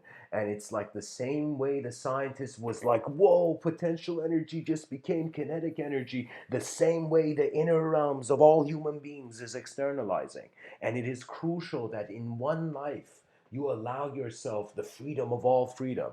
And that freedom is not based on your identity or even something necessary for the identity. That freedom is that my eyes in existence are here now. That's the freedom. It is the freedom of the designer. I am telling you, forget it. It's like every person is a designer underneath any profession because all knowledge is held in design. And the conscious usage of it means that you have to find moments where you are alone with your mind in the cosmos, and then you're looking at what is here, you know? And that's the fruits of mysticism. I don't know what else can be. It's not. I remember speaking to this um excuse me, guys. I was in this I went on this date with this girl in Iran, and she was very esoteric in her thoughts, and she would say that she would fly in her dreams, and I asked her, what do you want out of like your whole conception of spirituality? And she looked at me very directly and she said, power. you know? And for a moment, it was like I realized how much people still want a transaction. They're still in a transaction mindset, you know? They're not still in the same mindset as the sun is, that is just to share. Because there is something about freedom that it has to rebuild itself constantly. And it has to rebuild itself with, again, or let me say it like this, with the survival of not the fittest but the most advanced vision, you know. And so there's of guys, of course, dream states. When it comes to dream states, those are states of, it's very unique because you're experiencing your imagination move in a way where it hasn't moved before. And there's a strength, there's a sort of inner courage to require to actually see what your mind is, and to realize that there's stability. It's as if, like, regardless of the fog one finds themselves in, their feet are still on the ground. At least that. And so I feel ultimately it's an attention that's, as it is piloted, it's like literally where your eyes go to, that's the sort of objective realm you see. And believe it or not, in your inner dimensions, where your mind's sight, where your pure attention goes to, there comes the emergence of an access of data. So I kind of see our, like, the human being's biological eyes like two flashlights in a dark forest, and wherever the human being looks at, it gets illuminated by the context and the narratives that are in the that are like the substratum of the psychology of that human being. We have to usher ourselves in an era of advanced communication where what I want to see happen is that I've kind of said it's like we need to have groups happen all around the world. So what do I mean by that? I mean, think of again the elements: earth, air, fire, water. And I talked about them, how those are movements of the inner realms or can be tribally seen as such. But I'm gonna say think of it this way. Let's create this idea that for the School of Athens 2.0,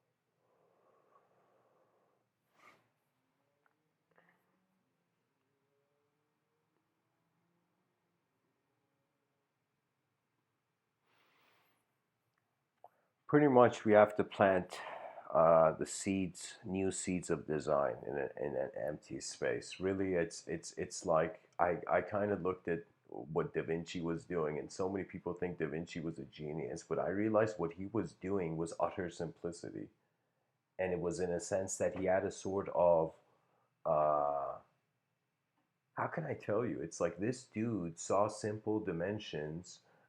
He saw it's like all the complex dimensions. He saw as if a single dimension connecting them, and this, of course, goes into a different kind of study of polymath psychology, where it's as if okay, do we relate it to the relationship of the brain hemispheres? And for example, in my own personal studies and like notes, I've kind of like I remember writing this book. It's a very strange book. I don't want to say it's a strange book, but it's like I don't know. It was what I wrote at the time, and it's this book called The Great Work. It's, believe it or not, it's available on Amazon, but it's an incredibly like unedited written thing. So I don't know. Maybe I'll just provide it for free to Patreon. But whatever, it's like I'll tell you what was inside the book pretty much. I brought forth this idea that I saw a triangular relationship to the subjective realms.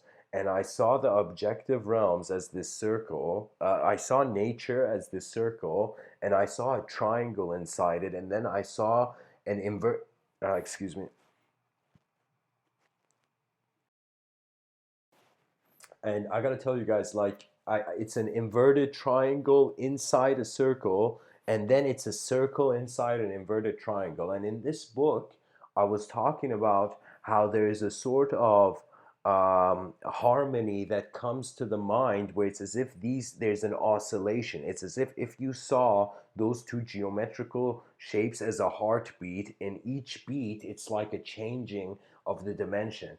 And the 3 points of the triangle, if I remember correctly, I had said self, other, and then all that is. So that means I kind of noticed that human psychology is literally, um, how can I say it? Like,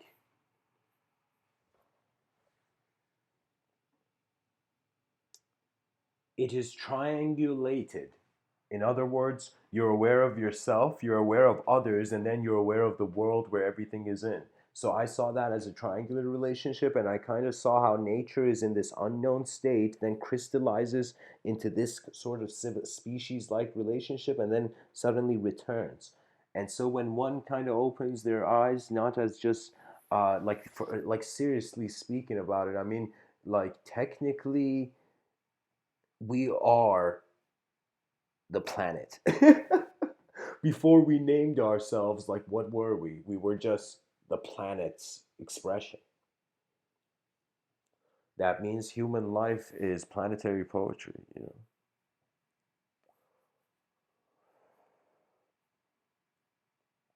And phase 3 of civilization 2.0 would be incredible, you know.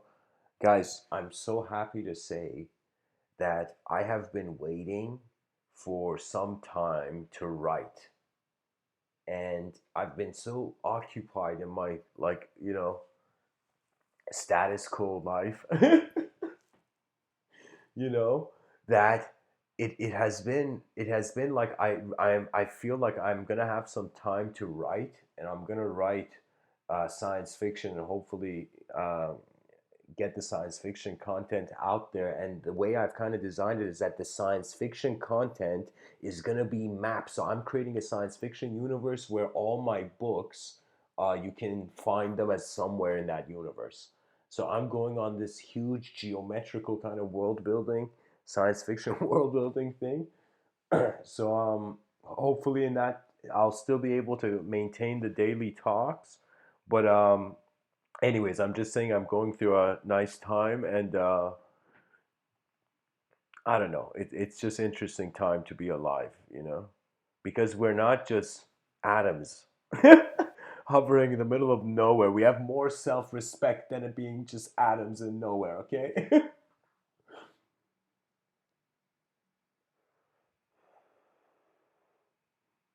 And guys, by the way, I shared this at the beginning, but I'll make another referral to it. Pretty much, I thought about how much time realistically I can give to social media, and I've simply put that aside, and I've just focused on like my major use of you know, like I've just focused on these talks, right? And so I've kind of narrowed it down, and I realized Patreon is like a place I can, I don't know, it's literally like a group. And this group, it's a safe group, like, and I'm gonna share content there. And anyways, I wanted to say that regardless, regardless, you are a human being, and welcome yourself back into the unknown to be able to re-envision, and all of life on some level psychologically is the game of how much is visible in the light. Do you know? I'll tell you something nice about my science fiction book, guys. It is set in the year 5025, and there isn't just one Earth. There's many parallels, and I'll tell you one sneak peek. Like, there's a government in this novel called the Enlightened Society that is the first government that has brought somehow incredible levels of authentic, honest peace.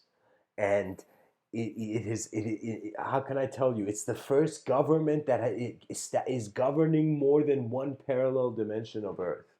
Okay?